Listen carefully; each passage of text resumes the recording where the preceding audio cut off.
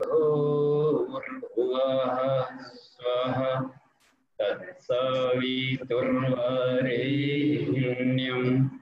भर्गो देवस्य धीमहि धियो यो नः प्रचोदयात्। जी प्रणाम सभी पार्टिसिपेंट्स को, सभी मित्रों को। अब देखिए आज की कक्षा विशिष्ट कक्षा है और मुख्य रूप से जिज्ञासा समाधान अनुभव से है। अपने अनुभवों का हम लोग आदान प्रदान करें। डिस्टेंस एजुकेशन में हम लोग को ये प्रैक्टिकल का प्रॉब्लम होता है, इसलिए यहाँ मुख्य केंद्र में रिसर्च सेंटर में यहाँ पर रहना पड़ता है। प्रज्ञा कुंज में 6 माह पर एक बार सेमेस्टर का प्रैक्टिकल आमने सामने करके उसको मेच्योरिटी देखने के लिए। तो ऐसे घर पर हर कोई अपने ढंग से प्रैक्टिकल्स कर रहे हैं और स्वाध्याय कर रहे हैं। कुछ लोग बिल्कुल ही कंटिन्यू रखें, किन्हीं का ब्रेकेज हो जाता है बीच में। तो क्या उपलब्धियां मिल रही है, किस दिशा में हमारी साधना जारी है और जिस लक्ष्य को लेकर के जुड़े थे उसमें कहाँ तक उपलब्धि मिली, ये मालूम हो हमें और अन्य पार्टिसिपेंट्स को भी जो भी रिसर्च में काम कर रहे हैं। तो सबको सुविधा होगी, आपके अनुभव से लाभ मिलेगा और किन्हीं को ये कहने का अवसर न मिले कि हमने अपने अनुभव को नहीं कहा।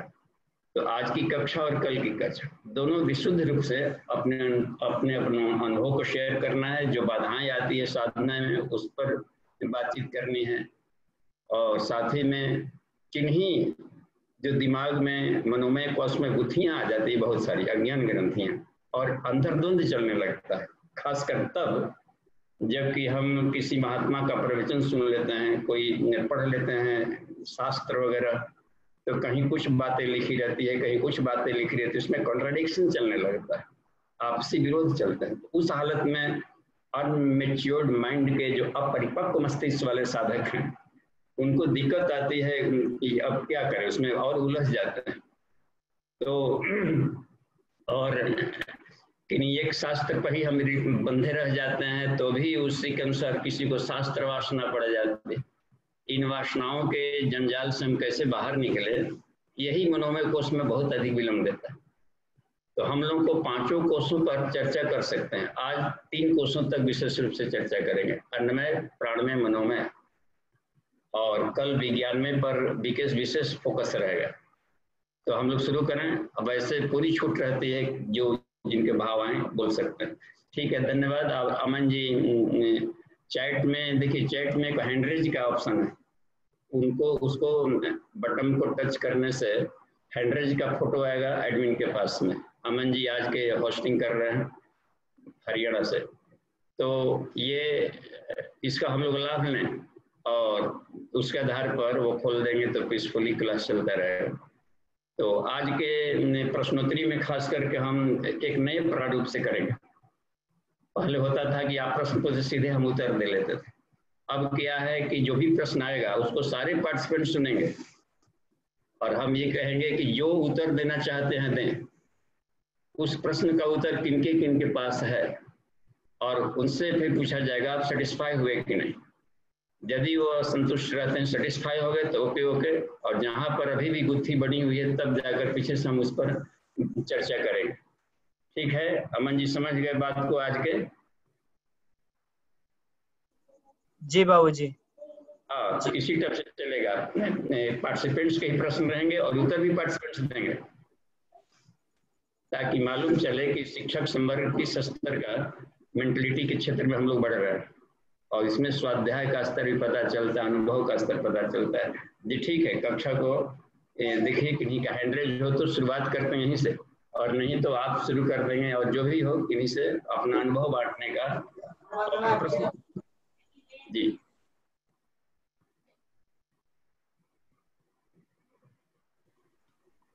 जी, किन्हीं का कोई प्रश्न है या कोई किन्हीं का जिज्ञासा है तो अपना प्रश्न पूछ सकते हैं, अपना हैंड रेज कर दीजिए।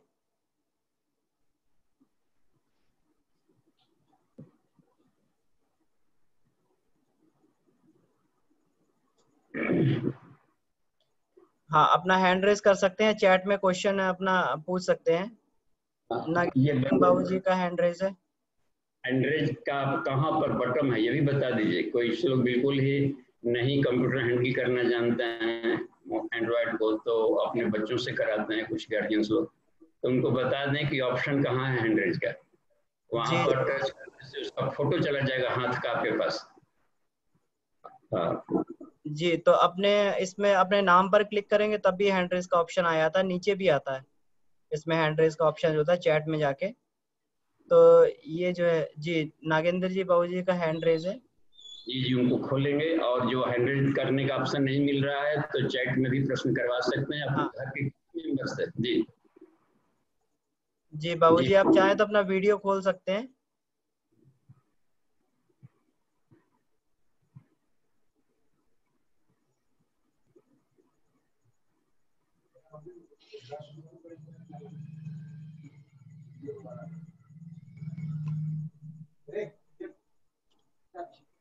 हाँ जी भाई साहब प्रणाम।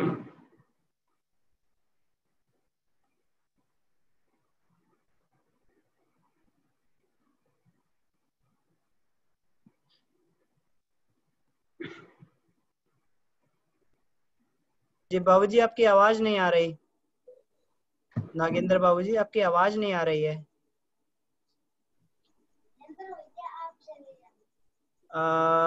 जी आवाज नहीं आ रही बाबू जी आपकी। तो कोई गड़बड़ी नहीं है भैया हमारे अब देखने ठीक है, में। अब ठीक है, अब ठीक है। अब दोबारा प्रश्न पढ़ दीजिए बाबू जी।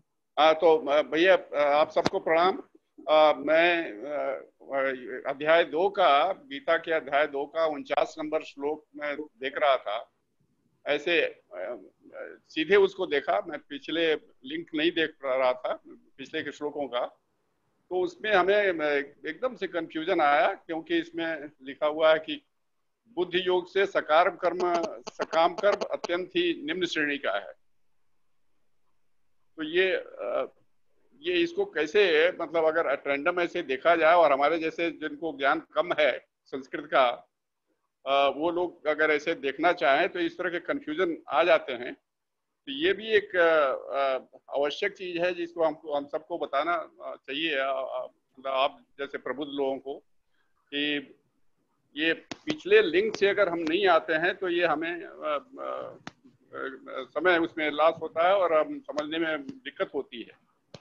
मैं इसमें मेरा कुछ समय लगा, इसलिए मैं चाहता हूं कि कम से कम मेरे जैसे लोगों के लिए ये इसका बता दिया जाए, लोगों को इस तरह से कंफ्यूजन ना हो, और किसी आप जैसे जानकार लोगों से पूछताछ करके और इसको लाभान्वित हो। धन्यवाद।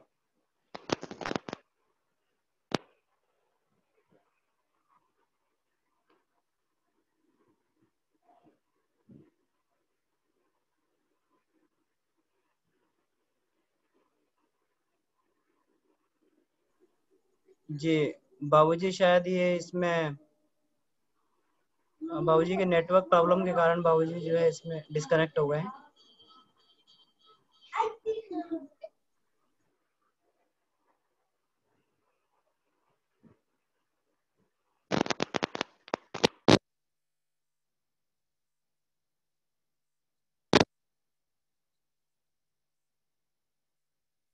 इसमें कोई और भी, जैसे बाबूजी ने बोला था, कोई और भी इस प्रश्न का उत्तर देना चाहे तो इसमें दे सकते हैं।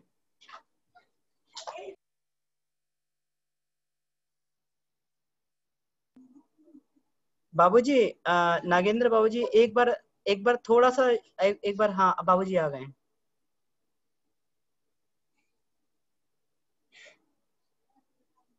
पूछा गया था। जी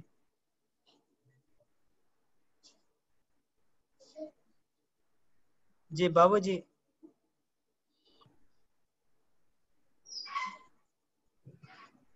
अब नागेंद्र बाबूजी, आप हल्के से एक बार फिर रिपीट कर दीजिए प्रश्न, क्योंकि बाबूजी डिस्कनेक्ट हो गए थे बीच में। पूरा सुनाई पड़ा था कुछ गीता के दूसरे अध्याय का 49वां, तो उसमें क्या दिक्कत आ रही है? जी हमारी आवाज पड़ रहा है क्या? हाउ टू कट जी आपकी अच्छा। आवाज आ रही है बाबूजी। नागेंद्र बाबूजी को मैं देख रहा हूँ एक बार। तो नागेंद्र बाबूजी इनके, इसमें अनम्यूट हो, हाँ, म्यूट हो गए।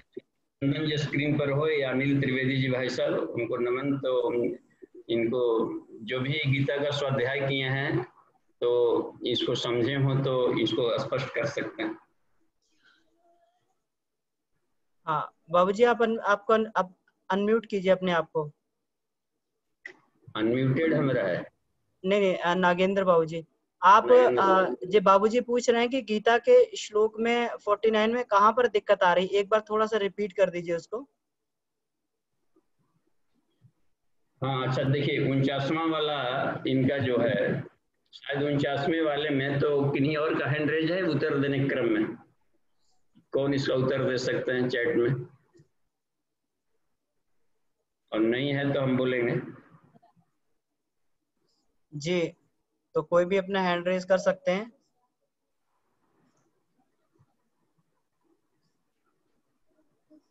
जी विकी भैया का आया है इसमें, तो मैं विकी भैया को अनम्यूट कर रहा हूँ। हमको अनम्यूट कीजिए और उत्तर दें। हाँ जी विकी जी हाँ। बाबूजी प्रणाम। नागेंद्र बाबूजी प्रणाम, सभी पार्टिसिपेंट्स को प्रणाम। यहाँ पे सकाम कर्म की जो बात की जा रही है, सकाम कर्म से यहाँ आसक्ति, चिपकाव वाले जो कर्म होते हैं उसकी बात की जा रही है। और जो गीता का श्लोक है, कर्मण्येवाधिकारस्ते मा फलेषु कदाचन, कि हे अर्जुन हम आपका कर्म करने में अधिकार है। तो यहाँ कृष्ण जी ये बताते हैं कि आप जब काम करके उसके फल से चिपक जाते हैं, और फल से चिपकने का अर्थ क्या होता है, हम कार्य करना और कार्य करने की कुशलता पे ध्यान नहीं दे पाते।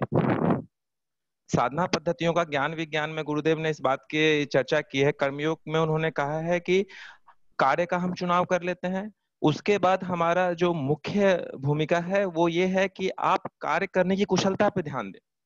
लेकिन होता क्या है, जब हम उसके फल से चिपक जाते हैं, वो कर्म सकाम कर्म बन जाता है और कार्य करने की कुशलता, कार्य साइड हो जाता है और हम निरंतर उसके फल के चिंतन मनन में लगे रहते हैं।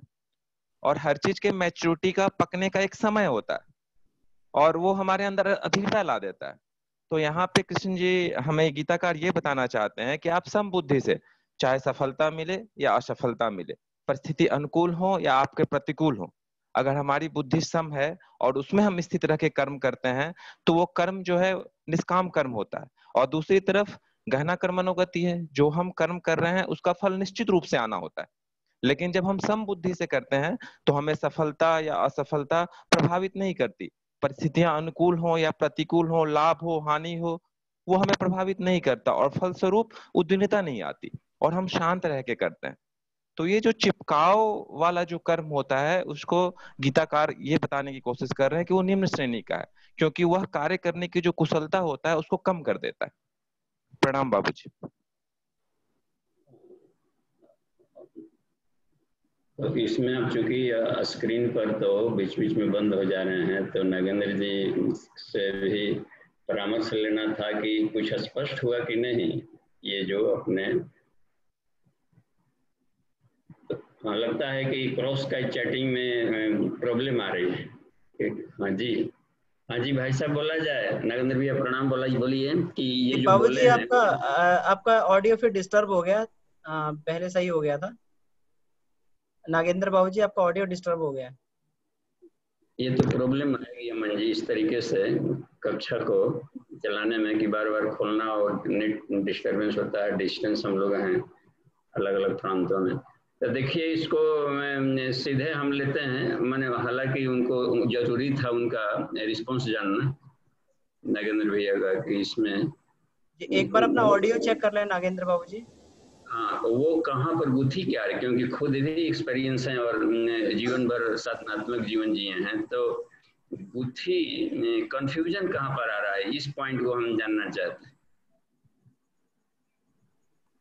क्योंकि इसमें बुद्धि योग 2 बार शब्द आया है, बुद्धि योगा कर्म, और फिर कहता है कि बुद्धि योग ही शरण में जाओ। देख रहे हैं, यही कंफ्यूजन का कारण होगा। जहां तक हमें लगता है कि कुछ इस तरीके से अटपटे लैंग्वेज का बहुत जगह प्रयोग किए हैं, कर्म अकर्म विकर्म कुछ होता है, जो कर्म में कर्म देखता है, कर्म में कर्म देखता है, इस खाली लग रहा है कि दिमाग में खटा जाएगा, इस तरीके से इतना ये है, क्या बोलते हैं, चक्कर के जैसा। तो इसमें लगता है कि 2 बार बुद्धि योग आ गया है। कहा कि बुद्धि योग से करोगे तो घटिया कर्म होगा, फिर कहते हैं बुद्धि योग ही शरण में जाओ। तो इसीलिए तो नागेंद्र भैया आप रिस्पॉन्स दें कि हाँ। इसमें। बाबूजी आप अपना, नागेंद्र बाबूजी आप अपना ये ईयरफोन निकाल दीजिए, हो सकता है ईयरफोन से कुछ डिस्टरबेंस आ रहा है। आप अपना ईयरफोन निकाल दीजिए, डायरेक्ट आप उसमें बोलिए फोन के माइक में। आप सुनाई पड़ रहा है क्या भैया? जी जी अब सुनाई पड़ रहा है। मेरा कंफ्यूजन बाबूजी बिल्कुल ठीक आप पकड़े हैं, वही बुद्धि योग 2 बार जो आया है ना, वही कंफ्यूजन था मेरा। और अगर एक बार मिला करके हम पढ़ते हैं तो वो लगता है कि बुद्धि योग सकाम कर्म के साथ से जुड़ जाता है, वही हमारा कंफ्यूजन था। जी सही है। तो देखिए इसको थोड़ा सा और हम सरलीकरण कर दे रहे हैं इनके विकी जी के समाधान का कि देखिए बुद्धि योग शब्द 2 बार इसमें इस्तेमाल किए हैं, क्योंकि हम लोग सारा संसार में काम समझदार आदमी बुद्धि से ही करता है। बुद्धि का मतलब होता है ये समझदारी। तो कभी कभी समझदार लोगों से भी गलतियां हो जाती है, क्योंकि अब तक से हम लोग पढ़े रहते हैं, सत्वगुणी स्वभाव में रहते हैं, रजोगुणी स्वभाव में जीते रहते हैं। ये सात्विक अन्न खाओ, एकादशी व्रत किया करो, एको एकादशी नहीं छूटना चाहिए, उस दिन ये नहीं खाना है, वो नहीं खाना, ये सब। और उसके वैज्ञानिकता को हम लोग भली भांति नहीं जानते रहते हैं कि क्यों कहा गया है। थीम पूजा चढ़ाना चाहिए, फूल चढ़ाना चाहिए, अक्षत चढ़ाना चाहिए, ये तो जान गए कि चढ़ाना चाहिए, भगवान खुश होते हैं, लेकिन क्यों चढ़ाना चाहिए, इसका मूल ये क्या है, नहीं जानने के क्रम में क्या होता है कि हमारी बुद्धि सिर्फ उसको लेकर के चल पड़ती है और उसी को अपने जीवन का ये मान लेती है कि इतना कर लेंगे तो हो जाएगा। तो यहाँ भी बुद्धि का ही काम आ रहा है, समझदारी को। समझदार है कि सत्वगुणी भोजन ले रहे हैं, तमोगुण से दूर रह रहे हैं। अच्छा, अब वहां पर दिक्कत आ रही है कि ईश्वर सतरजतम सब में है, देख रहे हैं ना। मतलब है कि वो प्लस में भी है, माइनस में भी है, यानी जड़ में भी है, चेतन में भी है। हम कभी कभी चेतन को महत्व देने लगते हैं कि आत्मा ही सब कुछ है, आत्मा वाले द्रष्टव्य, आत्मा वाले श्रोतव्य। अभी आया था उसमें ये, अब रह गया कि इसमें वन पक्षीय हम डिसीजन जो ले लेते हैं, ये बुद्धि जो इसमें ये आ जाता है कहीं कि क्यों न कोई हमारी एस्पेक्ट जुड़ी रहती है उससे, ये हमको ऐसा लगेगा। तो कहा कि जिसकी इच्छा और अनिच्छा एक बूंदी पर आती है वही सत्य को पकड़ सकता है। तो हम लोग ये कर पाएंगे कि हमें समत्व बुद्धि से काम लेना चाहिए कि वन वे एकांगी हमारा जीवन न हो। तो दोनों पक्षों में सोच करके लें, यानी जज की तरह हम रहें, केवल वादी प्रतिवादी एक ही का हम न सुने, दोनों को ही रिस्पेक्ट दें। तो जहाँ रिस्पेक्ट का भाव आ जाता है संसार के हर पदार्थों से, तो बुद्धि सम हो जाती है। तो वहां भी एक बुद्धि का है योग, लेकिन वह बुद्धि का योग वन वे नहीं है, वह बुद्धि का योग अपने सेल्फ एस्पेक्ट से नहीं है, समष्टि एस्पेक्ट से है उसमें। तो अपने बुद्धि को समष्टि बुद्धि से हम जोड़ लेते हैं, ईश्वर की बुद्धि से जोड़ते हैं, तो हर चीज में वो समत्व के ढंग से डिसीजन लेता है। तो वो वाली बात, यानी सुषुम्ना में रहकर यदि हम काम करते हैं तो वो वाली भी एक बुद्धि है। और एक होता है संसारिक बुद्धि, इसमें स्वार्थ भाव अधिक जुड़ा रहता है। तो ठीक है कि एस्पेक्ट वाला क्या। अच्छा, एक और बात है, सामान्य स्टूडेंट्स हैं सोचते हैं कि हम सोचेंगे ही नहीं, कामना नहीं करेंगे, आशा ही न रखेंगे, पास करना है तो फिर पढ़ेगा कौन। तो इस तरह के फल की आशा को मनाही नहीं की गई। पढ़ें, टारगेट भी रखें, मेहनत भी लगाएं, और जो भी टारगेट है, डिस्टिंक्शन लाना है, वो लाना है, तो पूरी प्लानिंग क्लियर होगा। लेकिन मार्किंग अपने से न दे कि हमने इतना लिखा, ऐसा लिखा है तो ये आना ही आना पड़ेगा, अपने से मार्किंग ना दें, क्योंकि उसमें ढेर सारी कंडीशंस जुड़े रहते हैं। मान लीजिए कोई सब्जेक्टिव क्वेश्चन पूछ लिया गया, तो जो आंसर है, तो आंसर भी ढेर तरीके के आ सकते हैं, लेकिन जो एग्जामिनर जिस भाव से पूछा गया है, जिस तरह से लेकर के, वो आंसर जब तक से ना मिलेगा तब तक से मार्किंग नहीं देगा। यानी मार्किंग हमेशा देता है एग्जामिनर कि हमने जैसा दिया था कि ये काम कर दो, अपने से तो बहुत बढ़िया काम कर लिया, जितना बुद्धि था वो भी ठीक है, लेकिन और भी बढ़िया किया जा सकता था। तो जब भी हम मार्किंग अपने से देने लगते हैं, इसका मतलब है कि फल, रिजल्ट भी तो ईश्वर अपने हाथ में कर्म का फल रखा है। तो बुद्धि का हम प्रयोग करें समझदारी का हर काम में, लेकिन वही समझदारी हमारी अंतिम समझदारी नहीं है, उसको और भी और डेवलप करते हुए की भाव से रखते हैं। तो अपने को आदमी लिबरल रखता है हर काम, छोटे छोटे कामों में भी उसकी प्रगति बनी रहती है और जीवन में निराश कभी होगा। तो इस तरीके से हम रखेंगे तो प्रैक्टिकल लाइफ बन जाता है। तो पता नहीं पूरा फोकस हो पा रहा है कि नहीं, या हम समझा पा रहे हैं कि नहीं ठीक से। बिल्कुल ठीक है बाबू जी, एकदम समझ गए। जी धन्यवाद जी। धन्यवाद बाबू जी, बहुत बहुत धन्यवाद। देखिए एक मरोड़िया जी का कुछ प्रश्न था, वो अरविंदो के फिलोसफी से को आप पचाते रहते हैं, तो उनमें कहाँ पर दिक्कत आ रही जी। और सब वरिष्ठ लोग हैं जो भी प्रश्न पूछ रहे हैं, वो सब अपने में बहुत ही सीनियर्स लोग हैं और बहुत बड़े बड़े संस्थाओं में पिलर्स का काम कर रहे हैं जी। जी तो इसमें जो पूछा है इन्होंने विनोद मरोड़िया जी ने कि प्रणाम, how to cut strings of lower nature in a practical way mainly of money, sex और पावर। तो इनका कहने का मतलब है कि मनी, सेक्स और पावर के बंधनों से कैसे मुक्त हुआ जाए। नहीं, वो आपका खरखर रहा था माइक, तो उसको आपका माइक खरखर कर रहा, तो स्पष्ट कहिए जी। उनको बोल सकते हैं तो ठीक है, ये नहीं बोलने वाला माइक और भाव से लिखा रहता है। एक मिनट, जो प्रश्न किया जाता है एक मिनट भाव, और हाँ, हम लोग इसमें जी चौहान जी का माइक डिस्टरबेंस कर रहा था। तो इसमें अच्छा। ये था कि इन्होंने पूछा है कि मेनली जो है धन, काम शक्ति, मनी, सेक्स और पावर के बंधनों से कैसे मुक्ति प्राप्त की जाए प्रैक्टिकल वे में।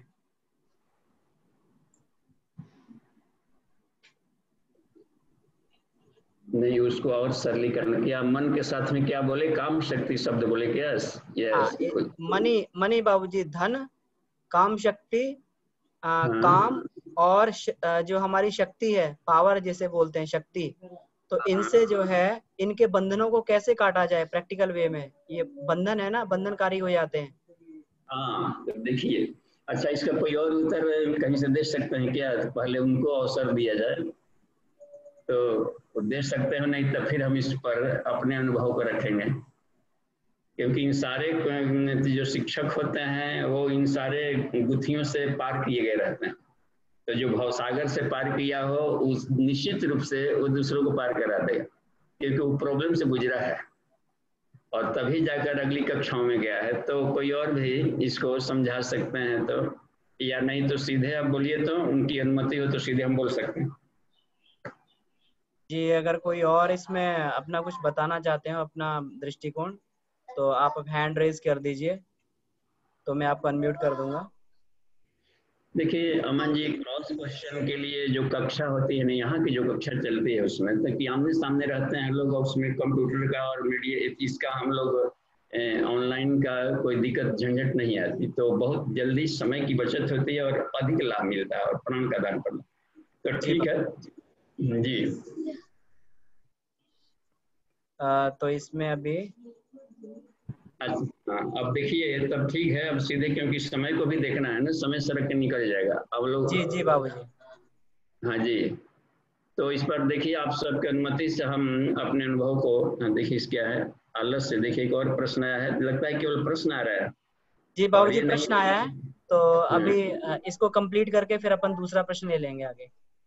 जी देखिए वो मन अपने आप में ही जड़ में आता है, ये सब जड़ में, और कॉन्शसनेस में और चेतना का केंद्र माना जाता है। जो पंचकोश का गायत्री मंजरी में जो मनोमय की व्याख्या की गई है उसमें यह लिखा हुआ है, शिव जी बता रहे हैं कि हे पार्वती, चेतनाया ही केंद्रंतु, चेतना का केंद्र है मन, चेतनाया ही केंद्रंतु मनुष्याणाम मनोमतम, मनुष्यों में सारे जितने भी कॉन्शसनेस के परत हैं, इन पांचों परतों में, अन्नमय, प्राणमय, मनोमय, विज्ञान में, इसमें सेंटर होता है सबका धुरी है मन। देख रहे हैं ना इसमें। अब देखिए मन का जो है एक साइड में अन्नमय प्राण में आ रहे हैं, अन्नमय माने सारा संसार का जो फिजिकल वर्ल्ड है सब आ जा रहा है, जो सॉलिड दिख रहा है। प्राणमय में उसका एनर्जी लेवल आ जा रहा है, इसके भीतर में जो सारी प्रतिभाएं आ जा रही है, इसी में प्राणमय में सारी प्रतिभाएं आती है, इंजीनियर, डॉक्टर, वकील, जो भी हम बन रहे हैं प्रतिभाएं, संगीत वगैरह सब इसी में आ जाता है। तब देखिए 2 तो पूरा ही आ जाएगा। और उसमें जाकर फिर मन है, उसका काम होता है कि सारे संसार का भोग का हम लाभ लें, और भोगने के लिए ही मन की एक ऑब्जेक्ट बनाई गई, सुख लेना है। क्योंकि प्रकृति दोनों उद्देश्य के लिए ईश्वर ने पैदा किया, सुख लेने के लिए और इसका एक और शांति देने के लिए, सुख और शांति। तो हम लोग आत्मज्ञान भी यही देगा, इसलिए कहते हैं कि मोक्ष भी देगा यही और भोग भी देगा यही। तो यहाँ पर प्रश्न हमें लगता है कि इस एंगल से पूछा गया, क्योंकि हमारे मित्र भी हैं वो, और उनके विचारों के आदान प्रदान से कुछ टच करने की आई है। तो उसमें हमें ये लग रहा है कि गुत्थी यहाँ पर आ रही है कि इसको छोड़ा तो जा सकता नहीं, परिवार छोड़ सकते नहीं, बाल बच्चे हैं और काफी मिलनसार हैं, सोशल आदमी है वो। अब ये रहा अच्छा, कामनाएं हमारी है, जिसे मान लें कि कोई अपना वो संस्था ही ले रहे हैं, यहाँ ये बनाना है। अब देखिए पब्लिक आ रही है, थोड़ा बैठने का जगह कम आश्रम में पड़ रहा है, ये बनाना है, या घर में ये आ गया, अपने जिम्मेदारियां तो खत्म हो गई, लेकिन जो फैमिलियर मेंबर बन के रह रहे हैं, तो आपके जो बच्चे हैं उनके फिर जाकर बच्चे हो जाएंगे, तो नाती जाके गोद में खेलने लगेगा, तो उसके इच्छाओं को पूरा करना, उसके साथ इमोशन बांटना, ये जो अपनी भावनाएं हैं, क्योंकि संसार में को हम छोड़ सकते नहीं, और ईश्वर संसार बनाया है छोड़ने के लिए नहीं बनाया है। उसका 2 उद्देश्य है, जीवन को सुखमय बनाया जाए और शांति में लिया जाए, यानी धरती को स्वर्ग भी बनाया जाए और इसका भी आनंद में उसका गुण ही है, आनंद लेना है। अब इसमें हमें ये काम करनी है कि बच्चों को खिलाते समय, आश्रम बनाते समय, गार्डनिंग करते समय, भोजन करते समय, नहाते समय हम क्या करें कि उसका सिर्फ उसका ये बना लिया जाए कि इसका हम मैक्सिमम गुड यूज कर रहे हैं कि नहीं। अपने हर एक क्रियाकलाप का यदि हम गुड यूज करने लगे, मैक्सिमम गुड यूज माने उसको भी ड्यू रिस्पेक्ट दे, हर काम को, जहां भी आ गया, कुदाल हो, वाव हो, खुरपी हो, बेलना, चक्की से लेकर गार्डनिंग हो, ड्यूटी हो, कंप्यूटर जब खोल रहे हो, उससे हम लोग बातचीत करें, इमोशनल भी जुड़े, और साथ ही साथ में आपसे हम साइकिक लाभ क्या ले सकते हैं, आत्मिक विकास। तो यदि हर संसाधन का आत्मिक विकास लेने लगे तो वो कामनाएं शुभ कामनाएं हो जाएंगी। सारी कामनाएं बंधन में नहीं करती है, शुभ कामनाएं, सर्वे भवन्तु सुखिनः यदि आदमी बनने लगे तो ये शुभ कामनाएं है, ये मोक्षदायी होती है। जहां बंधनकारी उन्हीं को कहा जाता है जो कि सिर्फ डाउनवर्ड डायरेक्शन में जाती हो प्राण का फल। तो डाउनवर्ड से डाउन ट्रेंड की भी जरूरत है, लेकिन अप ट्रेंड की भी जरूरत है। तो हमें अपने होश में रहते हुए संसार में बने रहे, क्योंकि हर व्यक्ति जानता है बोलने वाला कि हम कितना झूठ बोल रहे हैं और कहां पर बोल रहे हैं और कितना हम चीट कर रहे हैं दूसरे को, तो हर व्यक्ति जानता है अपने करने के भीतर में। तो इसलिए अपने आप को यदि हम आत्मिकी के लेयर में रहते हुए करते हैं तो कोई भी वस्तु मोक्ष दिलाती। देखिए इसमें हम एक कठोपनिषद वाले क्लू को इसमें टर्निंग पॉइंट ले रहे हैं। नचिकेता से बोले हैं यमाचार्य कि हे नचिकेता, इन संसार के जो नश्वर पदार्थ हैं, इनसे जो अनश्वर ईश्वर है, यह आत्म तत्व से नहीं पाया जा सकता। देखिए क्योंकि ये बिल्कुल वेरिएबल है और इस तरीके से जड़त्व है, चेतना है, तो जड़ से हम चेतना का लाभ नहीं ले सकते, लेकिन हमने पाया है, ये बहुत कमाल की बात लगी। हमने इन्हीं जड़ तत्वों से, इन्हीं कामना के जो विषय है सब कुछ, इन्हीं का माध्यम बना के आत्मज्ञान पा लिया। और यही विद्या पूज्य गुरुदेव ने सिखाई है कि गायत्री जो कहा जाता है, गायत्री का गोत्र संख्यायन है, महाविज्ञान पे आया होगा, उसमें पूछा है, इसमें गायत्री का गोत्र क्या, ये गायत्री हृदय में प्रश्न किया, उसमें किया है संख्यायन गोत्र है, यानी घर गृहस्थी संसार के भीतर में रचते पचते इसका आनंद लेते हुए धन सुख लक्ष्मी, देखते हैं लक्ष्मी भी तो गायत्री एक शक्ति धारा है, तो अधिक से अधिक हम धन उपार्जन भी करें, उसका गुड यूज करते जाएं, तो इसको अधिक से अधिक अर्जन करते हुए भी हम व्रत ब्रह्मलोकम आयु प्राणम प्रजाम पशुम कीर्तिम द्रविड़म, इनका हम लाभ ले रहे धरती को स्वर्ग बनाने में और अपने आत्मा के विकास में भी लगा ले। तो इसमें कहा जाएगा कि हमारी कामनाएं शुभ कामनाएं थी, क्योंकि सुंदरम भी अपनी भूमिका था, बाल बच्चों को संस्कार देना, संसार को बढ़ाना, डेवलप करना। और इसलिए ऋषियों को आप देखते होंगे कि अंत तक गृहस्थ जीवन जीते थे, अंत तक जो भी है, तो ये आश्रम चलाते थे, अपने बच्चे नहीं रखे तो गुरुकुल के बच्चों का अपना बच्चा बना लिया, सब, किसी को 100 बच्चे हैं, किसी को 1000 बच्चे हैं, तो लोग कंफ्यूजन में आ जाते। वो इस तरीके से इमोशनली वही उनके सब काम कर, तो वो अपने संसार में रहते हुए कर लेते थे, तो वो उनकी जीवन तो इस तरीके से हम जीते हैं, तो कमाल की बात होगी जी। धन्यवाद। हमें लगता है कि इस पर प्रकाश पड़ गया होगा, वो काफी समझदार हैं जी, धन्यवाद। अपने रिस्पांस बोल सकते हैं कमेंट में कि कंफ्यूजन कहीं हो तो उसमें चैटिंग में डाल सकते हैं। अगले प्रश्न पढ़ें।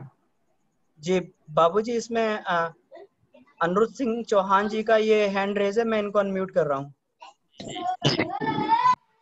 ये अपना इसमें ये वीडियो ऑन कर लीजिए चाहें तो, और प्रश्न पूछ सकते हैं।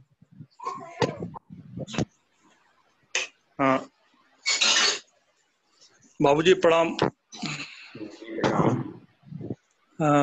बाबूजी उसी क्रम में नागेंद्र भाई साहब जो प्रश्न पूछे थे उसी क्रम में एक और प्रश्न है कि तुलसीदास जी जहाँ कहते हैं कि कोई न कहो सुख दुख कर दाता, निज कर्म ही सब भोग ही भराता, और वही कर्मणो गहनो गति भी इसको सपोर्ट करती है। लेकिन गीता में आगे चल के श्री कृष्ण जी ये भी कहते हैं कि जो कितना भी व्यभिचारी हो, अत्याचारी हो, और अंत समय में जो है अगर हमको याद करता है अच्छे मनोभाव से तो उसकी सदगति होती है, मोक्ष को प्राप्त हो जाता है।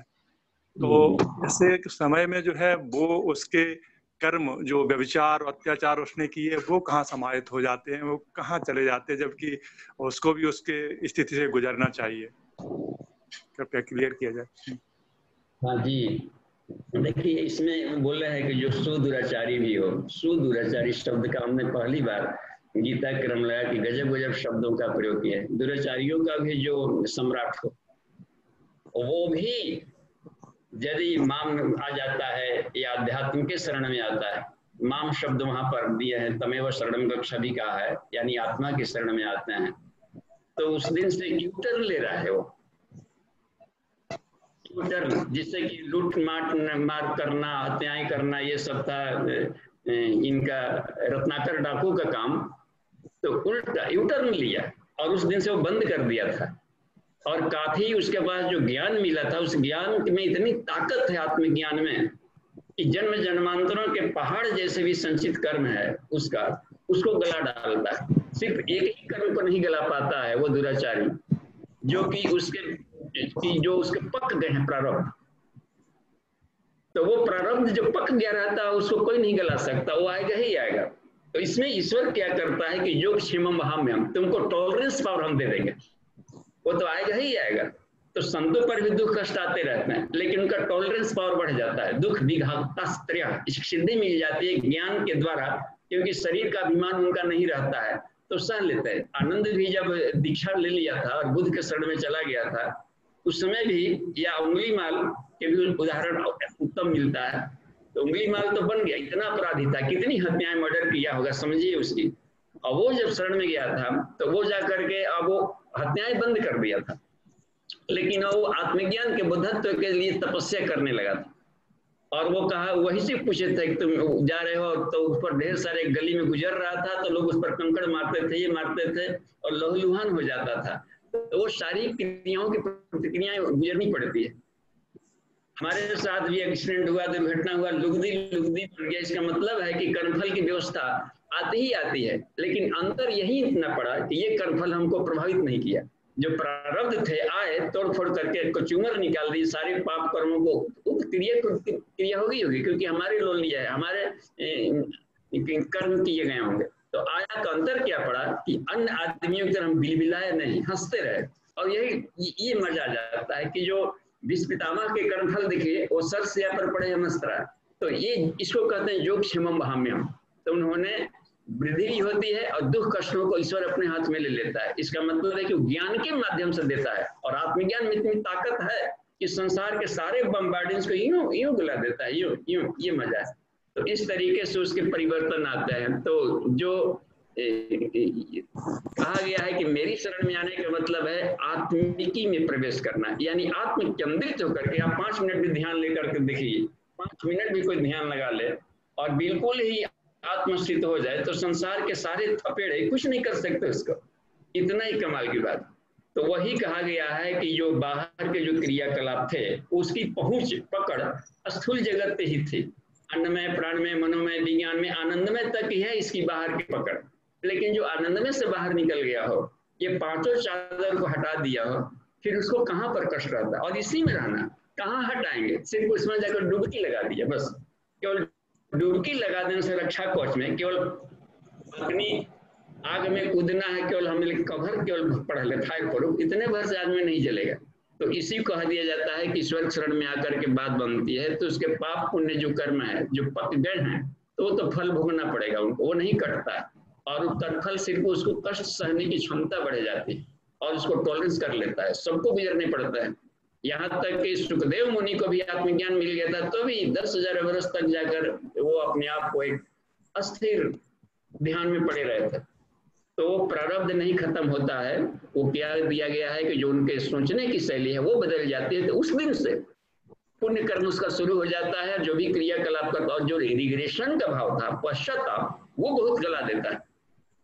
चाहे एकांत में पश्चाताप करे व्यक्ति तो रिग्रेशन कहा कि बहुत लोग कहते हैं कि चलिए बेचारा पश्चाताप कर रहा है उसको कुछ कम कर दो, तो वो पश्चाताप वाली बात उसको होती है, उसको लगता है कि हमने जीवन को बिल्कुल बर्बाद कर दिया। वहां कोई व्यक्ति गलत करता है, अनाप शनाप खान पान नेचुरल रख रहा है, लेकिन वहां जाकर टूटता है, गिरता है धड़ाम से कि सारा जीवन हमने ये किया पाया किया, बस जी को देख तो लिया इस तरीके से, लेकिन रिजल्ट क्या मिला? तो रिजल्ट वहां पर जिसको होता है तो यू टर्न लेता है। और कोई भी मिलिट्रियों में आप देखेंगे जो भी इसमें है सैनिक, तो यू टर्न लिया जाता है ना, जो सबसे फिसड्डी है वही आगे बढ़ जाता है, क्योंकि उसकी जो रफ्तार होती है बहुत, जो ये रत्नाकर को जब यू टर्न लिया था तो इतना तपस्या में कूद गया था कि शरीर में दीमक लग गए थे और फिर भी उसको वो अपने आप को बना रहा था, नहीं छोड़ा था। समझिए कितना किया होगा। तो वैसे आदमी उतना ही तेज रफ्तार से आगे बढ़ता है, क्योंकि सारा का सारा स्पीड तेज करता है, हम तो अपनी ही लाइफ को पीछा कर दिए, तो वो जुनून उसको तेजी से आगे बढ़ा लेता है। तो ये सारे एक प्योर साइंस है और इस तरीके से यूटर्न की सुविधाएं बनती है। जी धन्यवाद। जी भाई साहब धन्यवाद। हाँ, तो ऐसा नहीं है कि उसके बाद भी दुराचारी करते रह गया, उस दिन से यूटर्न लिया है। यूटर्न लिया है तो अपने क्रियाओं को जब पक गया उसको तो भोगेगा ही भोगेगा, लेकिन जो अभी मेल्ट नहीं हुआ है, सॉलिड नहीं बना है, तो उसको ऊपर से ऊपर उसके क्रियाकलाप उसको रोकते हैं, काटते हैं और उसको रिटर्न करते हैं। जी बाबू जी लेकिन वो अंतिम समय का एक्चुअली अभी भी हमारा कंफ्यूजन बना हुआ है, जो अंत समय में सब कुछ करने के बाद भी भगवान कहते हैं आ जाओ मेरी शरण में, आ गए आप मेरी शरण में, हमने मोक्ष प्राप्त करा दिया आपको, या हम मतलब वहां से निकल गए। तो वो सब कर्म वो तो सब गल चुके हैं, या पछतावे में गल गए, या वो स्थिति ऐसी बनती है कि जो है सब कुछ गल जाता है और उसके बाद ही जो है अंत समय में आदमी को ईश्वर की जो है याद आती है तो मोक्ष को चला जाता है। हाँ, आपका सही है कहना, क्योंकि उसके पहले वाले चैप्टर में देखिए गीता में इस पर बहुत फोकस किया है। यम यमाप्य स्मरण भावं त्यजन्ते कलेवरम, जो जीवन में मरते समय जिस भाव को लेकर के शरीर छोड़ता है उस योनि में वहां पर जाएगा ही जाएगा। इसलिए कहा है कि हमेशा तस्मात् सर्वेषु कालेषु, इसलिए हर समय में 24 घंटा माम अनुस्मर दुर्युध्यश्च, क्योंकि संस्कार एक दिन में नहीं बनता है, तो 24 घंटा बोल रहे हैं हर काल में तुम मेरा स्मरण करोगे तब जाके अंत समय में वहां पर जा पाओगे, नहीं तो एक फिल्म जैसा देखना होगा। लोग सोचते हैं कि चलो जीवन भर पाप कर ले, अंतिम समय में राम बोल के मर जाएगा, वो कभी नहीं राम बोलेगा। वो राम बोलेगा भी तो संसार वाला भाव से बोल देगा। एक आदमी था बेचारा मर रहा था, प्रज्ञा पुराण में छोटे छोटे कथानक बहुत अच्छे ढंग से दिए हैं। वो बेचारा अपना था काफी माने उपार्जन करने वाला, माने धन दौलत बड़ी स्वभाव का, और ये जाकर जब मर रहा था तो अपने रोज पूजा पाठ भी करता, दुकान खोलता था, गणेश जी जय गणेश जी लक्ष्मी जी खूब धन बढ़ाओ करता ही रहता था। और जब मर रहा था ना फिर सोचा कि चलिए यहाँ पर लाभ लेने, तो वो भगवान जी भी खड़े थे ले जाने के लिए। अब देखिए संस्कार नहीं था, तब पूछता मरते समय कि बड़ा वाला कहाँ है, तो कहा कि हम भी खड़े हैं गंगा जल डालने के लिए, तुम्हारे बाद वाला कहाँ लड़का है, छोटका मझिला बिड़का चौथा, सब कहा कि बाबूजी आप चैन से मरी, हम यहीं पर हैं गंगा जल लेके खड़े हैं। तो क्या चिल्लाया वो आदमी कि जब सब सारा यहीं पर है तो दुकान पर कौन है, ऐसा कह के मर गया। अब समझिए उससे क्या गति होगी। तो वो संस्कार बनता है, इसलिए कहा कि तस्मात् सर्वेषु कालेषु, ऐसा नहीं होता है कि चटपट, नहीं तो फिर 18वां अध्याय लिखने का क्या जरूरत है। केवल एक लाइन में बात बन जाती। उस सबसे अंतिम वाले में कहे कि माम एकम शरणम व्रज, क्योंकि बिल्कुल अब कंफ्यूज हो गया था, सारे प्रश्न उसके समाधान हो चुके थे, तो मेरा कोई प्रॉब्लम नहीं है, सारे हमारे मोह नष्ट हो चुके हैं, उस हालत में बना है उधर विचार। ठीक है, धन्यवाद, लगता है कुछ क्लियर हुआ होगा। जी अनिल भैया, आप अमित भैया, अमित गुप्ता जी आप अनम्यूट हैं, आप अपना प्रश्न पूछ सकते हैं, आप अपना वीडियो भी स्टार्ट कर सकते हैं।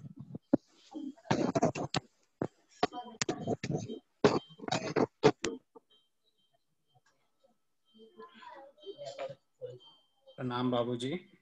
जी प्रणाम। चलिए, सिंगापुर से आप मिल रहे हैं, आपको देखते ही मन प्रसन्न होता है। जो ठीक है बाबूजी, मेरा एक एक्सपीरियंस के ये यहाँ प्रश्न समझिए। ये है कि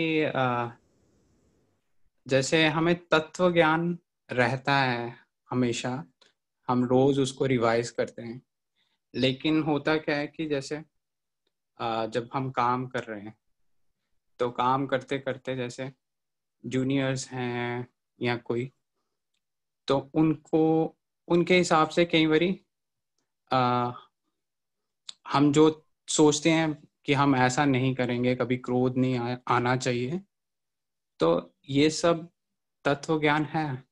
ये भी है कि 24 घंटे भगवान का ध्यान रखना चाहिए, और उसके लिए क्या किया है कि हर 10 मिनट के बाद अलार्म सेट किया था मोबाइल में कि केवल 10% टाइम जो है अपना वो नहीं मेडिटेशन में देना है, उसके अलावा भी 24 घंटे में हर 10 मिनट बाद ये रियलाइज करना है कि प्रभु हमारे साथ हैं।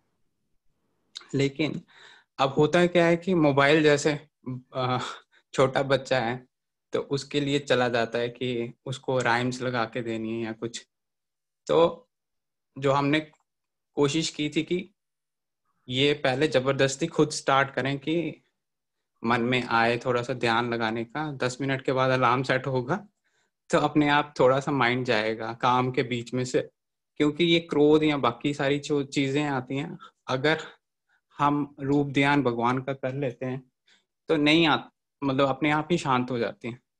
तो उसके लिए सोचा था कि हमेशा हर पल उन्हीं का ध्यान रहे, तो लेकिन वो भी नहीं हो पा रहा। जैसे मैंने कहा कि मोबाइल भी मतलब कि जब अगर खुद से याद आ जाता है, जैसे कुछ काम खत्म हुआ बीच में, तो थोड़ी देर कनेक्ट कर लेते हैं, रियलाइज करते हैं कि भगवान हमारे पास ही हैं।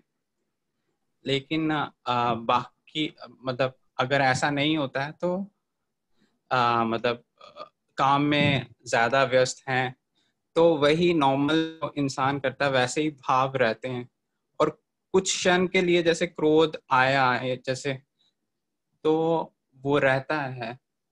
तो उसके लिए आप कुछ उपाय बताइए। देखिए, आप दोनों जोड़ी को प्रणाम। तो जी, अब देखिए, आप योगा टीचर हैं तो, और भी इसके कॉन्शसनेस के, इसमें देखिए दिक्कत कहाँ पर आती है। इसमें दिक्कत ये आ रही है कि हम भगवान को कहीं अलग ऑब्जेक्ट के रूप में ध्यान करते हैं, और यदि उस भगवान को सामने वाले पर्सन के अंतःकरण में देखने लगे तो सोचने का तरीका बदल जाएगा। वो फिर स्टाफ नहीं रहेगा, फैमिलियर मेंबर हो जाएगा, जूनियर भी। तो उसके प्रति एक उदार प्रकृति के भाव से रहेगा, यानी काम भी करेगा, अपनत्व तो भी रहेगा, और वो बिल्कुल ही फिर कम हो जाएगा।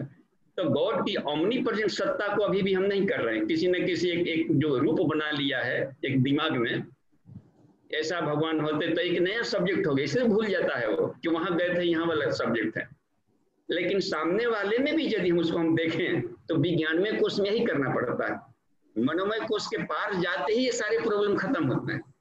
तो हमारा अधिक कॉन्शियस जो अपना कॉस्मिक बॉडी है उसके योगा पर अधिक ध्यान देना होगा, क्योंकि पूरे कॉस्मस में उसको देखना है।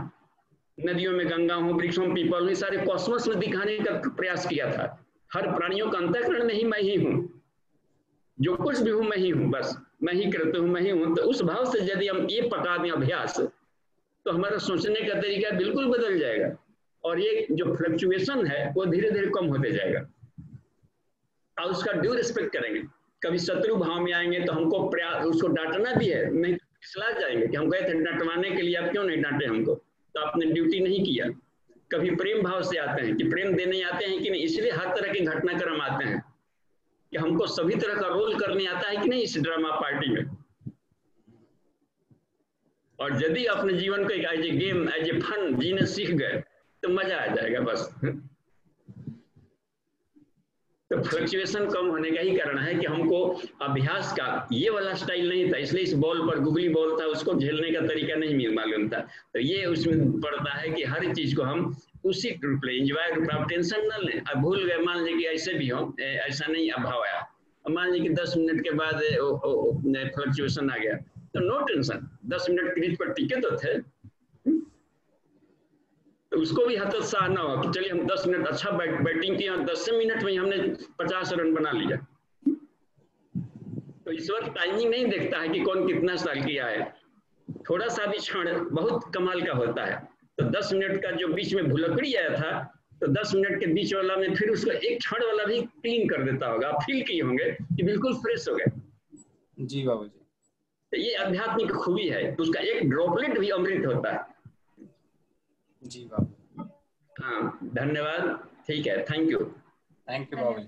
अच्छा बाबूजी, जो अमित भैया ने एक प्रश्न पूछा था अभी जो प्रश्न पूछ रहे थे, तो क्योंकि हम सभी लोग बड़े बेसिक से स्टार्ट हुए हैं, तो ये समस्या अपने साथ में भी आई, तो ये थोड़ा सा जो है इसमें मेरा अनुभव भी इसमें व्यक्त करना चाहता हूँ जो है इसमें। तो जैसे भैया ने बोला कि जो भुलक्कड़ी वाली बात है कि बार बार भुलक्कड़ी आती है, हम लोग स्मरण रखना भी चाहते हैं तब भी नहीं हो पाता है। तो गीता का एक बहुत बढ़िया श्लोक मिले, 2 श्लोक मिले हमें। तो अर्जुन ने पूछा कि अथ केन प्रयुक्तो अयम पापम चरता पुरुषः अनिच्छन्नि बलादिव नियोजितः।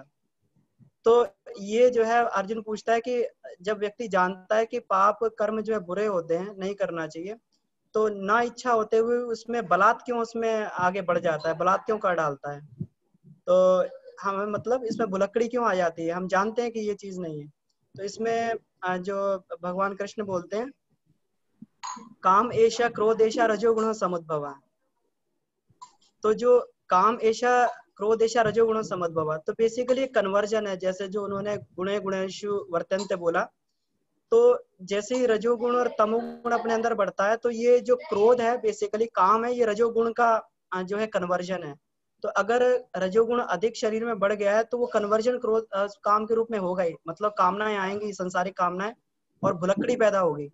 और भुलक्कड़ी पैदा होगी अगर वो कामनाओं में बाधा बनती है कहीं पर, अगर कोई हमारी एक्सपेक्टेशन के हिसाब से अगर कुछ नहीं करता, तो क्रोध भी आएगा उसमें।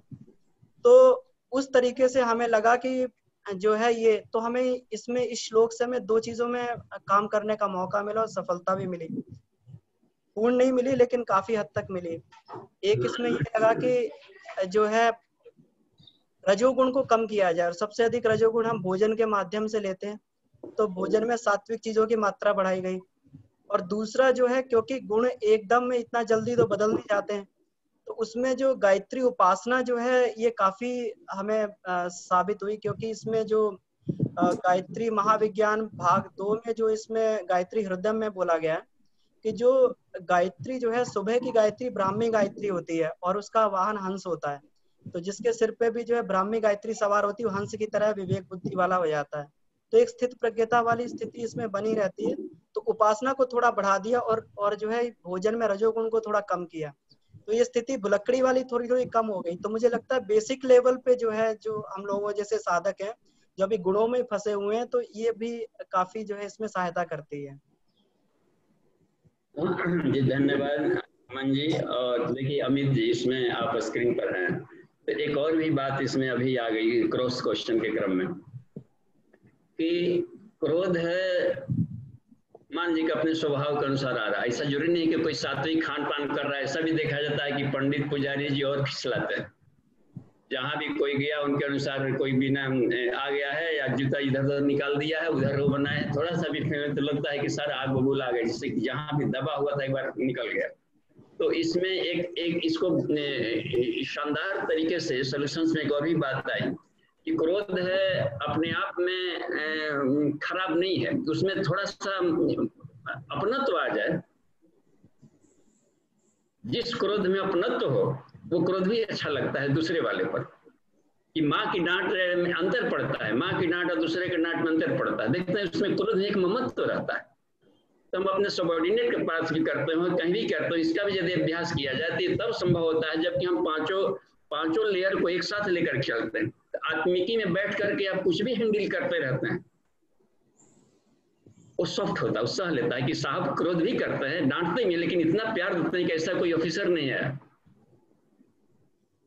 तो उसके फैमिली का भी केयर रखना, बाद में भी मिलना, ऐसा नहीं खाली ऑफिस में आ गया तो राम सलाम, बाद में मार्केट में गया तो दूर दूर से अपने ही बने, वहां भी समाचार पूछ लेना, ऑफिस की बात, और घर में फैमिलियर बात बाहर में।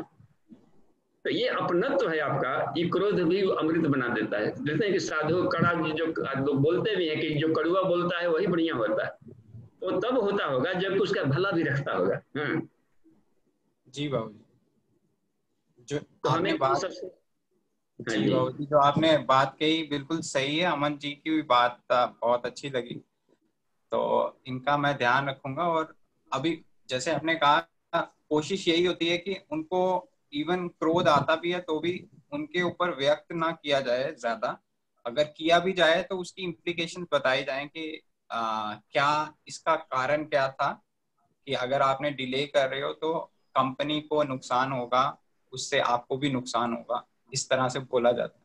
तो मतलब कि एकदम से उनके ऊपर बरसा नहीं जाता, लेकिन फिर भी उनको तरीके से बोल देता हूँ।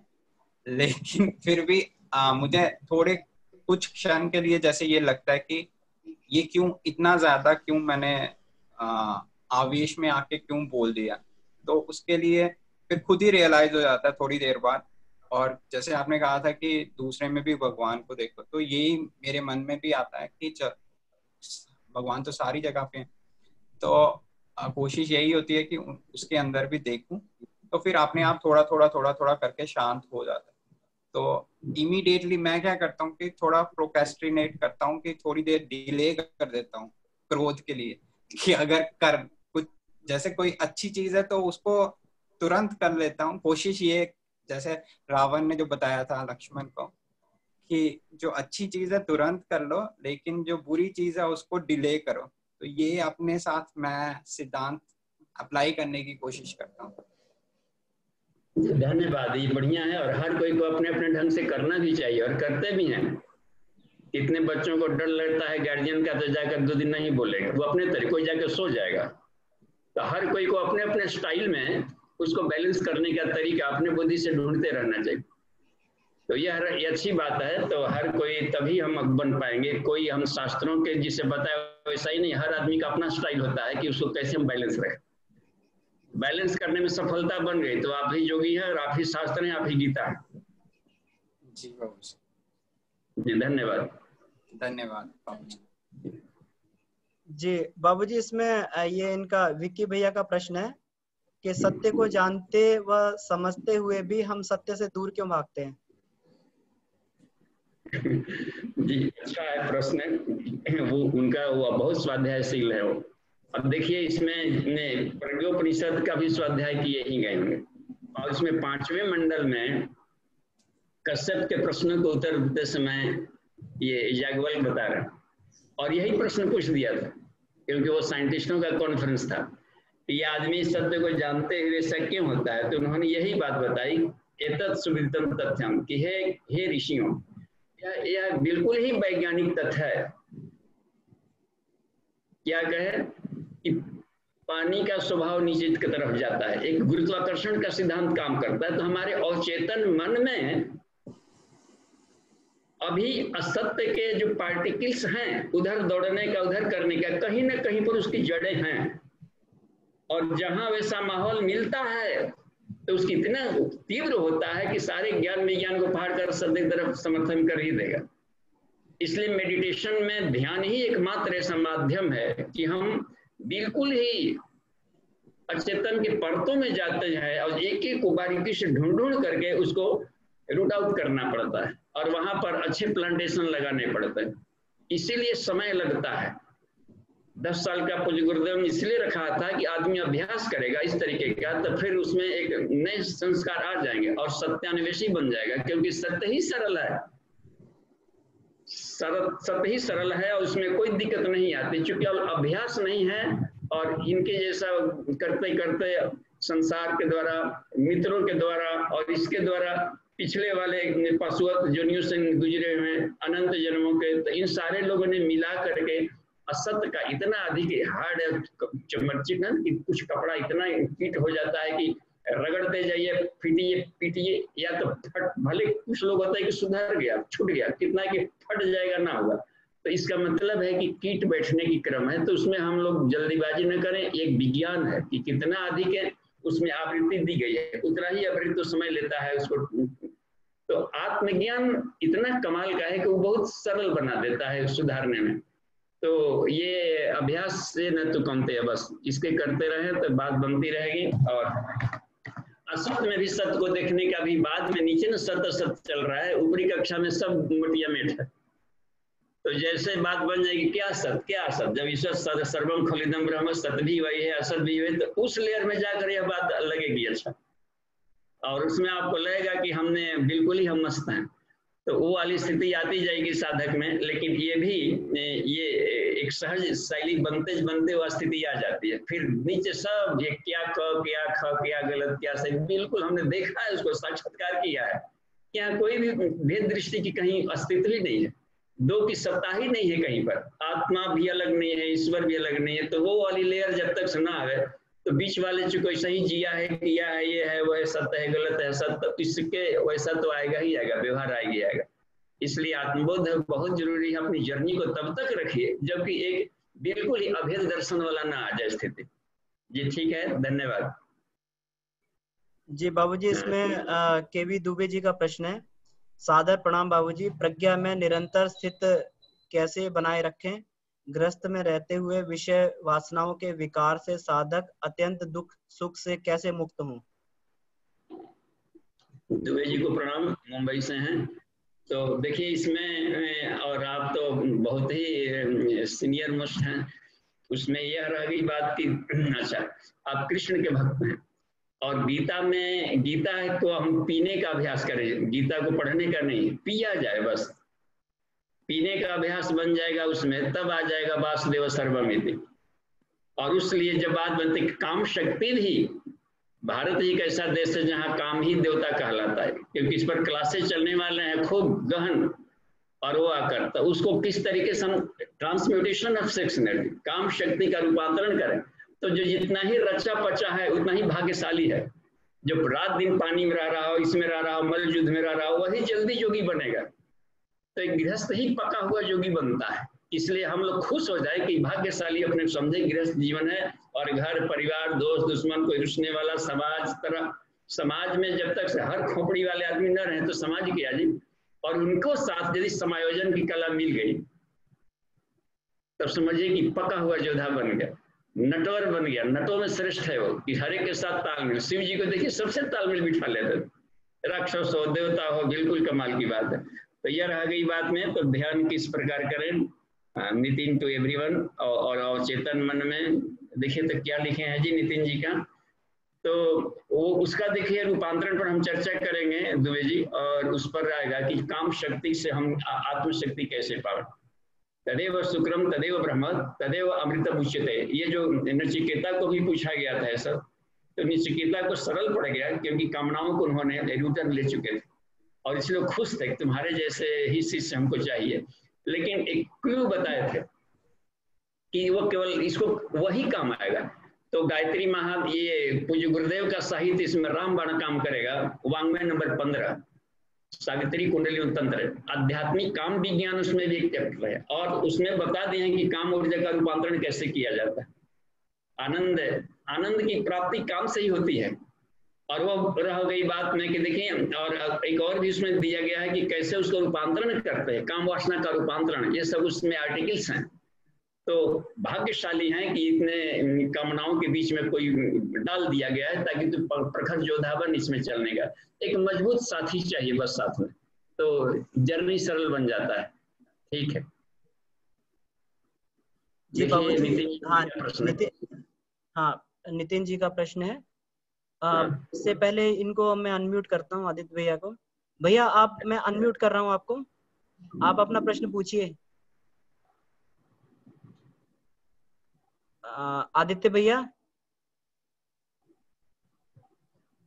ठीक है बाबूजी। तो इसमें जो इन्होंने प्रश्न पूछा है नितिन जी ने, ध्यान किस प्रकार करें जिससे अवचेतन मन में दबे कुसंस्कारों का जड़ से निर्मूलन हो सके? ऐसे ध्यान में भाव क्या रहने चाहिए? देखिए इसमें नितिन जी को प्रणाम। अब देखिए इसमें नितिन जी देखिए ये बहुत अच्छे साधक हैं और ये सत्य की खोज में एकदम रात दिन डूबे रहते हैं, तो इसलिए इन प्रश्नों को इनके ढंग से हमें लेना पड़ता है। कौन इसलिए आमने सामने होना जरूरी है हम लोगों को, ताकि ये पता चल सके कि कॉन्शसनेस की कौन से लेयर से प्रश्न आ रहे, तो वहां पर जा करके उसको समाधान दिया जाए। तो इसमें ध्यान के आपके टर्निंग से हम ये ले सकते हैं कि हम किताबों को पढ़ने के बदले में अपने भावों को पढ़ें। बस कब क्या विचार उठा, और वो विचार उठा तो उस कौन से कारण से कहां पर खुचर था कि वहां से वो निकला है, तो रूट पता चलता है उसका। कोई भी भाव उठा, क्योंकि अंतःकरण से ही उठेगा। जो ट्रांसमीटर है भीतर में वही अंतरात्मा है, वही कॉन्शसनेस के गहरी परतों से निकलता है, जिसको अंतःकरण कहा गया, सुपर कॉन्शस कहा गया। वहां पर भी अंतःकरण को कहीं पर सुपर कॉन्शस बोल देते हैं। तो वहां यदि रूट वहीं से निकलती, इच्छाएं, भावनाएं, क्रियाएं सब निकलते रहती है। उसमें जो निकला है तो उसको उसका रूपांतरण कैसे किया जाए, ये हमें देखनी पड़ेगी। यदि मान लीजिए कि नहीं निकल पा रहा और गहरी जड़ें हो गई, तो नहीं निकलने दे, उसका गुड यूज कर ले। हमारा साइनस था, देखिए हर चीज का हमने गुड यूज कर लिया है, भाग ही नहीं रहा था। क्रोनिक साइनस था, 10 वर्ष 20 30 वर्ष का, ऐसे ही 28 वर्ष तक का पुराना हो चुका था, और भी जाकर के कुछ दिन तक पीछा किया। तो जो इतना जड़ चुका हो बचपन से लेकर के, तो हमने सोचा कि अब इसको आईजीडी स्वीकार कर ले। अब कोरोना नहीं भाग रहे तो कोरोना से दोस्ती कर ले, और दोस्ती वाला भी काम किया क्या किए कि उसी को अब उसको भोजन बना लिए कि कफ को अब हटाएंगे नहीं, कफ को रूपांतरण करेंगे, और उसी जल से ही अग्नि बनाया, उसी कफ से हमने अग्नि तत्व बना लिया और भीतर ही भीतर से काम ले लिए। तो जो जड़ें गहरी है और नहीं निकल रही है, उस निगेटिविटी से आत्मा का विकास कर ले, क्योंकि वही मेरिट है। और आदमी समझता है कि हमारा डिमेरिट है, समाज भी कहती है तुम गलत हो, ये सब है, नहीं, वही उसकी खूबी है, उसी के द्वारा आत्मा पा सकता है। यदि गॉड ओमनी प्रेजेंट है तो हम क्यों उसको निकालें, नहीं निकल रहा है, तो दोनों तरीका जानना पड़ेगा। एक तो कैसे कर ले रूपांतरण, और दूसरी बात कि नहीं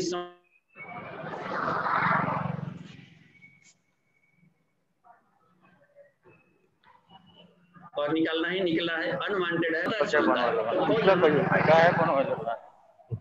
उसके वाले में सरलता पूर्वक ऑपरेशनल उसको आईजीटी पहले स्वीकार कर ले, तो डाइल्यूट हो जाता है। वो जब डाइल्यूट हो जाता है तो रूपांतरण में सुविधा बन जाती है। तो उसको हम रेस्पेक्ट देना शुरू करें, तो रेस्पेक्टेशन सब्लिमेशन का काम कर जाता है, और वो आपको सरल बन जाती है उसको किसी और तरीके से करने में। तो बहुत बढ़िया काम होता है कि हम उसको आईजीटी स्वीकार करें, पहले उसको अनवांटेड न माने। तो स्वीकार करते ही क्या बन जाता है को ये एक्वारेजिया का काम करता है, उसको गला देता है। हम अंदर दबा करके रखते हैं ना, उसको अनवांटेड मानते हैं। ईश्वर का यही कहना, इसलिए नहीं निकलता है वहां से। ईश्वर कहता है कि हमको खराब क्यों मान रहा है, हम ही ये हैं, हमको खराब, जहां उसको रिस्पेक्ट दिए वो सॉफ्ट हो जाता है और रुकावट नहीं डलेगा। फिर आपकी बात में हम मिलाकर रूपांतरित हो जाता है। जी ठीक है, धन्यवाद। और आमने सामने बात होगी, नवरात्रि में आप आ ही रहे हैं।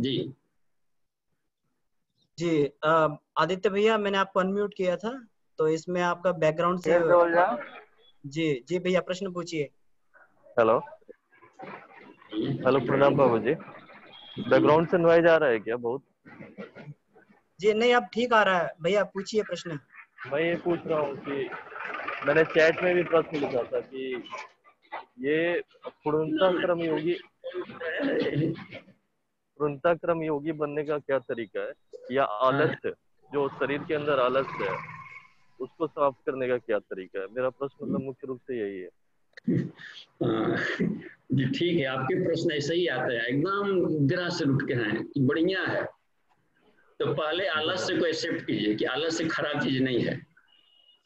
तो इसमें मैं अपने आपको अनम्यूट म्यूट कर रहा हूँ क्योंकि बहुत नॉइज है, मैं जहाँ हूँ वहाँ। ठीक है, जी भैया, ठीक है, अनम्यूट कर लेंगे। म्यूट कर रहा हूँ। हाँ, अनम्यूट कीजिए। हो गया?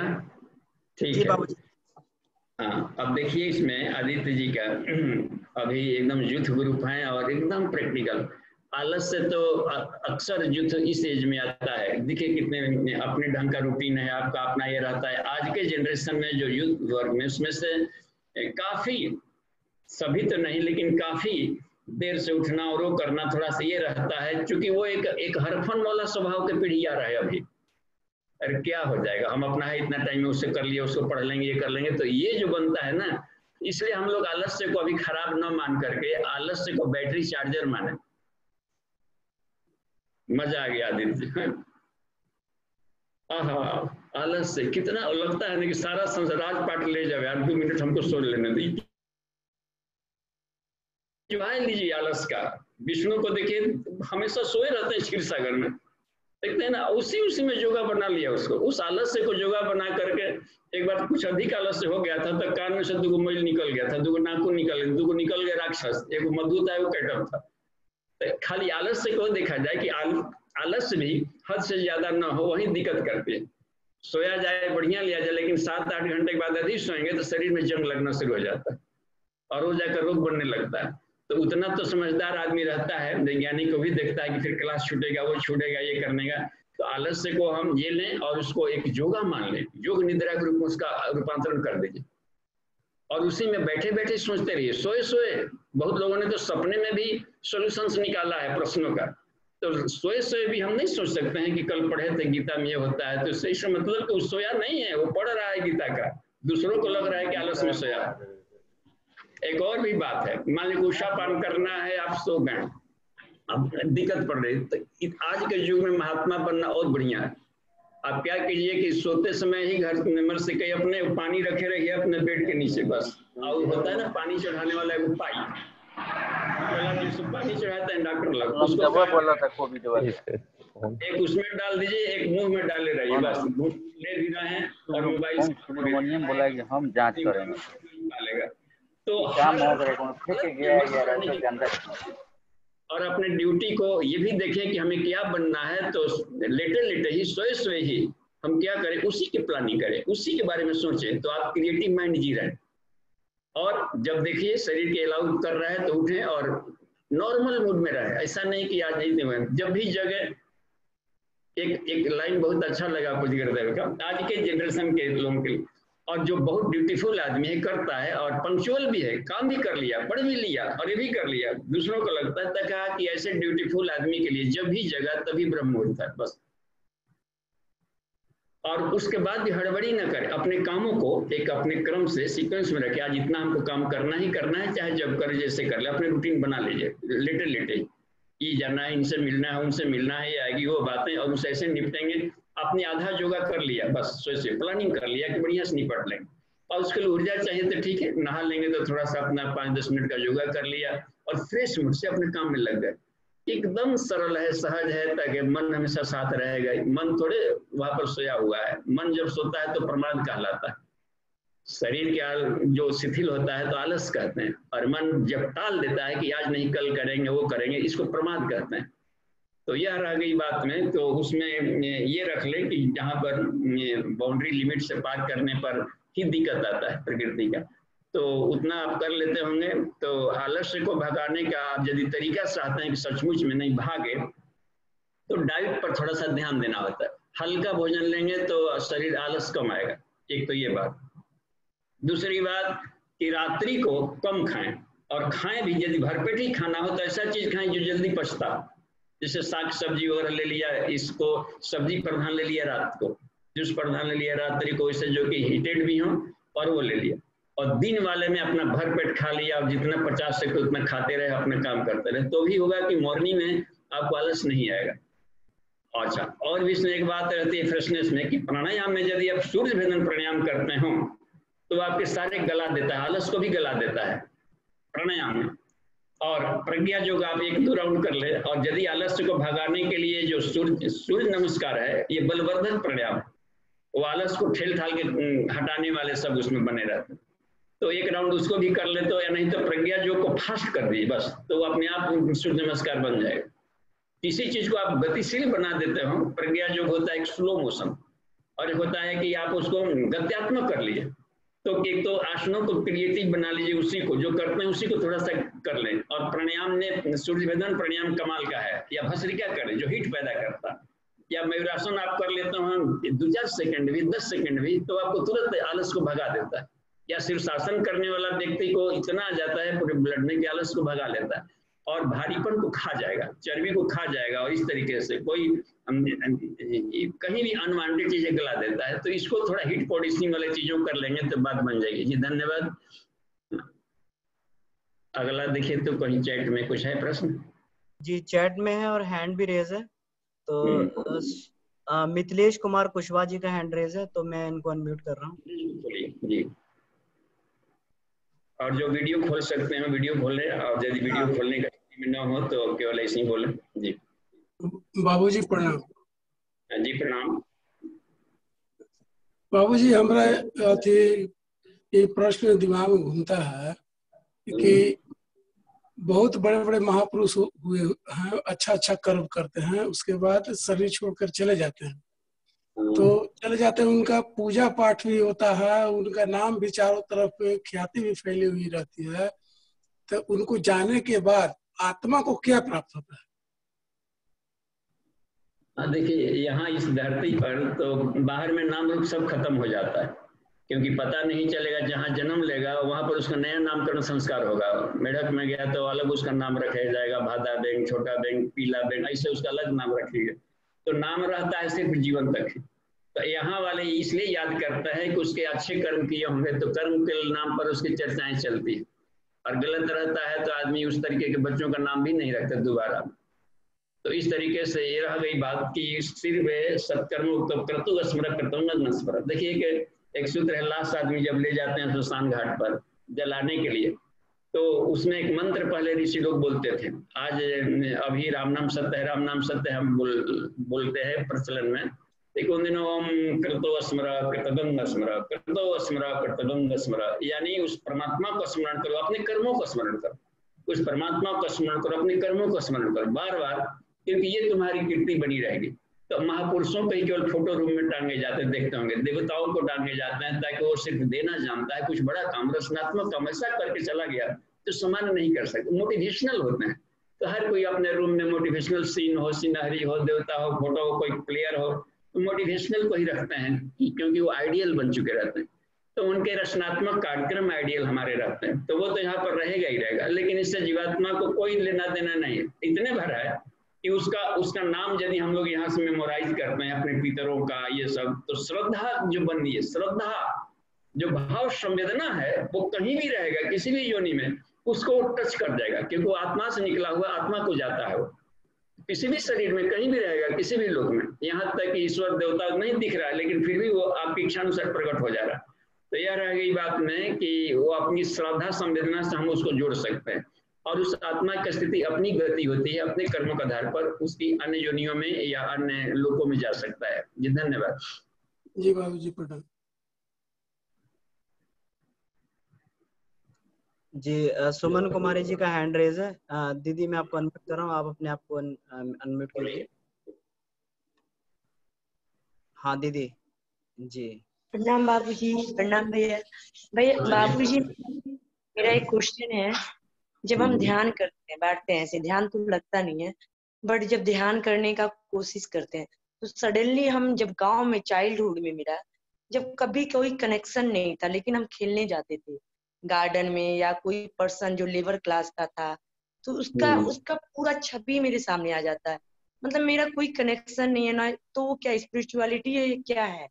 और दूसरा क्वेश्चन है मेरा कि मतलब मनोमय कोष को कैसे पार किया जाए? वो तो पार हो नहीं रहा है, कुछ भी होता है तो माइंड में तो ऑक्यूपाई हो ही जाता है।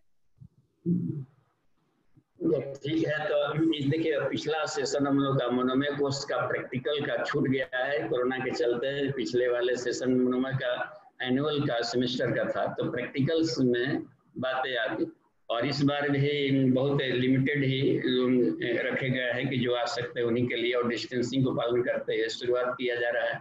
ये 91वें कोर्स के सेमेस्टर के प्रैक्टिकल्स होंगे, तो प्रैक्टिकल्स का ये भाव है। और दूसरे है कि सही गाइडलाइन का क्रम में इसमें आप ऐसा कर सकते हैं देखिए एक तो ये बात है कि जो फोटो आ जाता है इसका देखिए साइंस हम ये ले लें कि कहीं पार्क में गए थे, योग किए थे, जबकि कोई बातचीत उससे नहीं हुई, कुछ भी नहीं होगी, और ध्यान करते हैं वो आ जाता है, बोला भी नहीं था, वो भी नहीं किया था, तो होता क्या है कि हमारे अनकॉन्शियस माइंड में एक फोटोग्राफी चलती रहती है, गुप्त चित्र ले लेता है, चित्रगुप्त नाम है उसका, और वो सोचे न सोचे जो भी आंखें देखती है वो आंखें लगातार वीडियोग्राफी चलते रहता है, चाहे जड़ हो चेतन, जहां देखे वो फोटो ले लिया, अब कब कहाँ रिप्ले कर देगा उसके मर्जी पर रहता है। तो वो आपकी बातें दिमाग में आई हुई तो रिप्ले हो रहा है, तो उसको लेकर के आप अपसेट ना, क्योंकि सारी वीडियोग्राफी हम लोग महत्व दें या न दें, कभी बचपन की वैसी घटना याद रहती है जो कि बिना मायने का है, कुछ भी नहीं, और वो खरोच पैदा कर लिया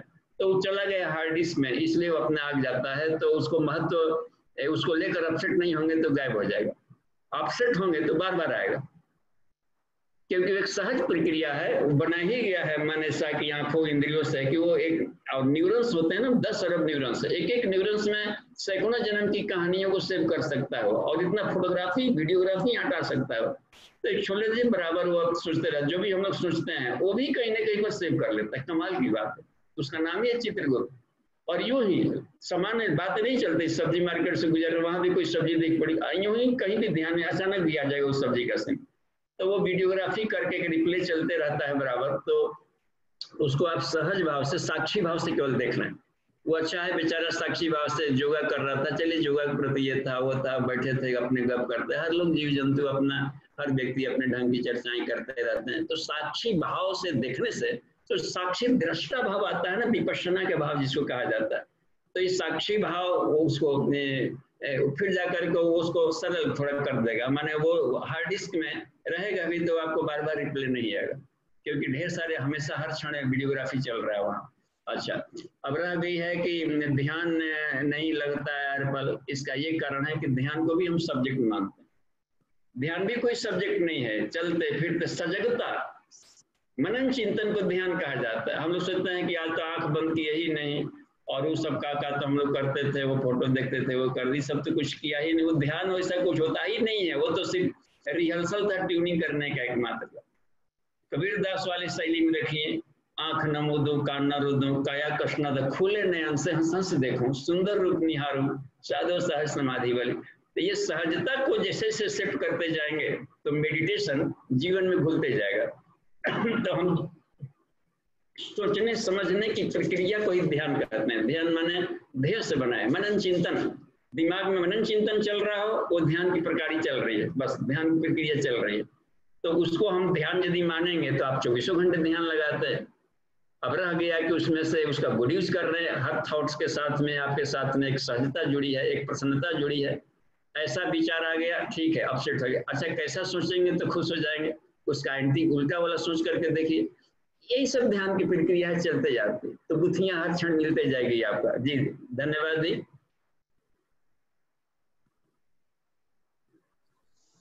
जी हाँ, इसमें बाबूजी ये इन्होंने दोबारा प्रश्न पूछा है केवी दुबे जी ने कि वासना का अर्थ इच्छा, अहंकार, संसारिक सुख की लालसा, जिसे शटरिपु भी कहते हैं। मेरा इन सभी से तात्पर्य था ना कि सिर्फ काम के ऊपर, अर्थात शटरिपुओं से छुटकारा कैसे हो, साधक त्रिगुणात्मक बंधनों से कैसे मुक्त हो, क्या भौतिक शरीर रहते हुए प्रकृति के इन 3 बंधनों से मुक्त नहीं हुआ जा सकता, एक साधक की स्थित प्रज्ञता की स्थिति कब होती है? हाँ जी, ये जो होता है कि हम काम को भी ये माने स्वकामियत, ईश्वर भी कामना शक्ति से ही संसार को पैदा किया है, ये ब्रह्म का गुण है। हम चूंकि आत्मा गुण है तो कामना तो हमारे शरीर के भीतर नहीं है, कामनाओं से ही बना हुआ रहता है। ईश्वर यदि कामनाएं उसके भीतर नहीं रहती तो स्वकामियत, उन्होंने कामना की एको हम बहुश्याम, एक से अनेक बने। तो कामना को हम निगेटिव के रूप में न लिया जाता है। धर्म अर्थ काम और मोक्ष, तो सभी तरह की कामनाओं को इन्होंने लिया है कि जरूरी है मोक्ष, यानी कामनाएं मोक्ष दिलाने में सहयोग करती हैं। तो वह तब होता है जब उस कामनाओं को हम ये करें, उस कामनाओं को हम बेहतरीन मैक्सिमम गुड यूज के रूप में देखते हैं, पॉजिटिव अर्थों में उसका लाभ लेने के। सत्यम में, शिवम में, सुंदरम में जो भी कामनाएं उठती हो, विचार उठते हो, तो उसको हम लोग खराब ना माने, क्योंकि ईश्वर जब कण कण में है तो कामनाएं खराब कहाँ से हो गई। उसका रूपांतरण करने का मतलब यह है कि उस कामनाओं से हमने शांति और आनंद की दिशा में ले गए कि नहीं। हमारी कामनाएं शांतिप्रद हो और आनंदप्रद बन गई, तो जो भी कामनाएं निकली किसी भी ढंग का, कामनाओं का मतलब रखा ही गया है कि इच्छाएं, विचार, तो विचार भी कामनाएं होगी। और अच्छा, आप ध्यान करना चाहिए, ये भी तो कामना हुआ। ईश्वर के साथ संबंध जोड़ना चाहिए, ये भी कामना हुआ। इसको शुभ कामना कह देते हैं तो ये मोक्षदायी है, ये बंधनकारी नहीं कहलाता। तो जिस कामनाओं में हमारी जो बाउंड्री वाली जो कामनाएं थी, जिसके एक लिमिटेशंस था, उस लिमिटेशन का बाउंड्री को हटा देने को ही कहते हैं, वो भी एक कामना है। जिससे अहंकार योग की साधना, कामना योग की साधना, तो इस कामनाओं को उसमें रूपांतरण किया गया है। तो सिर्फ बाउंड्री को हटा देते हैं तो अपनी कामना समष्टि कामना से जुड़ जाती है, तो वही मोक्षदायी बन जाता है। तो ये धीरे धीरे उसका इस तरीके से यूटिलाइजेशन किया जाता है। जी ठीक है, धन्यवाद।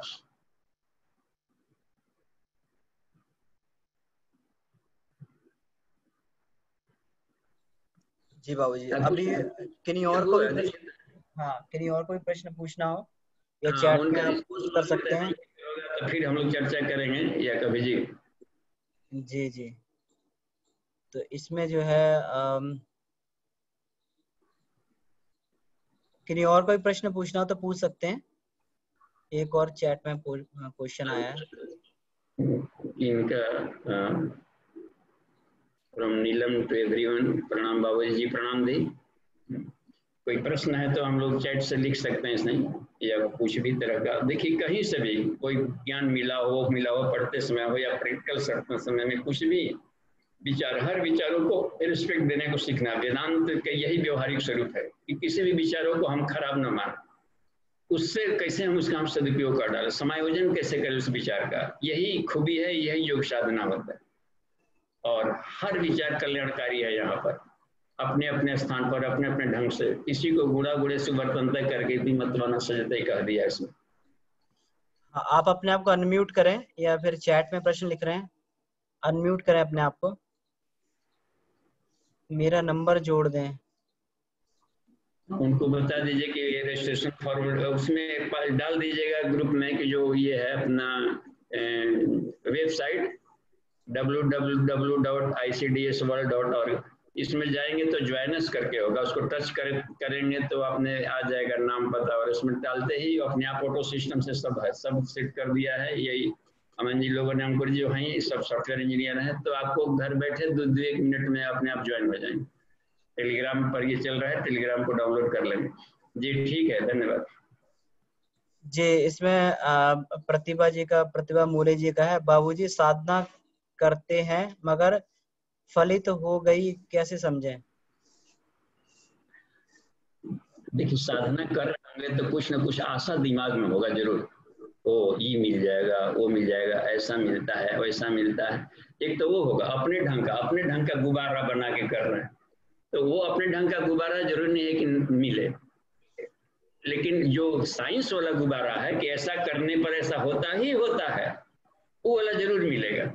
अब जैसे 98 कोष की साधना में ये बता दिए हैं, पूज्य गुरुदेव ने लिखा है कि इसकी उपलब्धि है कि शरीर स्वस्थ होता है, तो शरीर स्वस्थ हो गया तो खुश हो जाइए कि नाम को फायदा कर रहा है और पहले से हम बेटर चेयरफुल है, बेटर है, स्फूर्ति बढ़ गई। तो ये सब पॉजिटिव लक्षण आते हैं। इसी को दक्षिणा भी कह दिया जाता है कि दक्षिणा मिल गई, यानी रिजल्ट मिल गया भाई, मिल गया, तो उससे हौसला बुलंद होते जाएगा। तो यही स्वस्थ शरीर हो जाता है, स्फूर्ति बढ़ जाती है। थोड़ा सा आपको प्राणायाम करेंगे तो साहस और हिम्मत बढ़ जाएगी, पहले झिझक था, डर था, वो कम होते जाएगा। तो ये सब जरूर कम होगा, हो ही नहीं सकता है कि ना हो। बस रचनात्मक काम करने लगेंगे, समाज में कुछ बड़े बड़े काम रचनात्मक इसमें, और छोटे छोटे काम से शुरू करें, और पूर्णता मिलती है तो अनुभव बढ़ता है, हिम्मत बढ़ता है, फिर दोबारा उससे नहीं डरेंगे, कर पाए नहीं, इसको तो हमने देखा, ऐसा किया, ऐसे हो जाता है। जैसे भय को खत्म करते जाता है, तो ये प्राण शक्ति बढ़ते चली जा रही। या प्राणायाम भी वगैरह कर लेंगे तो भी इम्यून सिस्टम बढ़ते जाता है। तो ना होने का सवाल ही नहीं है ना, तो बड़ा साइंस है। फिर पंचकोश इतना सरल है, वैज्ञानिक है, इसमें ना होने का सवाल ही नहीं। मन भी होगा तो ब्रिलियंसी बढ़ती जाएगी, ज्ञान का स्तर बढ़ते जाएगा, थॉट प्रोसेसन बढ़ते जाएगा, बुद्धि को सुलझाने का क्रम बढ़ते जाएगा। यही सब में उपलब्धि मिलती है। भाव संवेदना बढ़ने जाती है। विज्ञान में कोष का उपलब्धि होता है भाव संवेदना, और तो भाव संवेदन होगा तो थोड़ा सा उदार स्वभाव को होते जाएंगे, क्रोध थोड़ा कम होते जाएगा, दूसरों को रिस्पेक्ट देने का भाव बढ़ते जाएगा। पहले के हमने, और हर कोई को थोड़ा सा एक चिकित्सक की तरह, एक डॉक्टर की तरह आपका एक सहज भाव बढ़ते जाता है, तो यही उपलब्धि दिखाई पड़ता है और आनंद और मस्ती धीरे धीरे की मात्रा बढ़ते जाती है। तो ये पहचान है अपने आप को। देखिए कल भी हम लोग चर्चा करेंगे, ठीक है। अभी लगता है कि समय हो गया, क्या हो गया शांति पाठ की बात। देखिए क्या प्रश्न आ गया है डॉक्टर का। डॉक्टर साहब का देखिए क्या प्रश्न है। एक ही थॉट बार बार आता है। डॉक्टर कविता जी का प्रश्न है, एक ही थॉट बार बार आता है। हाँ जी प्रणाम। अच्छा देखिए थॉट बार बार आ रहा है, इसका मतलब कि उसकी जरूरत है, उसको पीछा कर रहा है, इसका मतलब है कि उसको हम दबाएं मत, उसको सुन लें और उसका उत्तर दे दें, तो फिर बेचारा हो जाएगा, चलिए हमारी भी सुन ली गई। नहीं तो बार बार आते रहेगा, उसको हम लोग सोचते हैं कि उसको तो क्यों आ गया, वो मुखियां बार बार बुलाते बार बार आएगी। अब यह कहा गया बाद में है कि बार बार आ रहा है, इसका मतलब है कि उसको हम सुने और सुन करके उसको रेस्पेक्ट दे करके उसको कुछ ना कुछ उत्तर दे देंगे, उसको समझ बुझा करके समझा करके। उसको स्टाफ मान लीजिए, मन भी एक स्टाफ है, विचार निकालते रहता है तरह तरह का, तो बार बार तो कहेगा कि मालिक हमारी क्यों नहीं सुन रहे हैं। फिर ठीक है, अच्छा अब बात कर, फोन कर रहे हैं, फिर तो कहेगा कि मालिक हमारी क्यों नहीं सुन रहे हैं। तो वो हमारे लिए जरूरी था, उसको हम लोग दबाए मत, उसका समाधान खोजें, समाधान दें। तो बार बार आते हैं तो हमारे लिए आवश्यक है, और एक ही थॉट बार बार आ रहा है तो फायदेमंद है। उसको देखिए कैसे यूज किया जा सकता है, तो समाधान मिलते ही वो बेचारा शांत हो जाता है और उपयोगी है। कोई और हमको भीतर से कॉन्शियसनेस वाला वो निकालते रहता है, रेडिएशन निकालते रहता है विचारों का। तो शांति पाठ अभी कर लिया जाए, कल हम लोग मिलते हैं इसी तरह की कक्षा।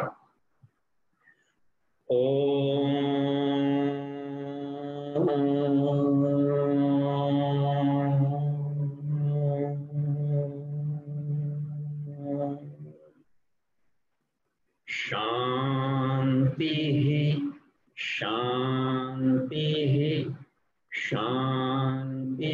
समाप्ति। प्रणाम।